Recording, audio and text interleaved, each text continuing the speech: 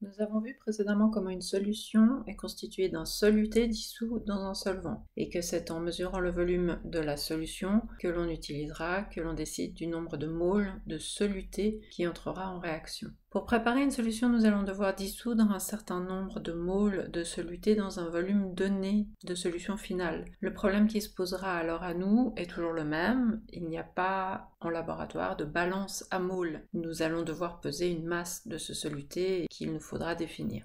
Ainsi, si la concentration molaire est intéressante pour résoudre des problèmes impliquant la stoïchiométrie des réactions, il est plus pratique pour préparer une solution à partir d'un solide de connaître la concentration massique de la solution à préparer. Pour passer de moles par litre à grammes par litre, il nous faut transformer des moles en grammes, et nous savons que cela se fait grâce à la masse molaire. Il suffit de multiplier des moles par des grammes par mole pour obtenir des grammes. Ainsi donc, en multipliant la concentration molaire par la masse molaire, on a accès à la concentration massique. La concentration massique, c'est en fait un rapport entre masse de soluté et volume de solution.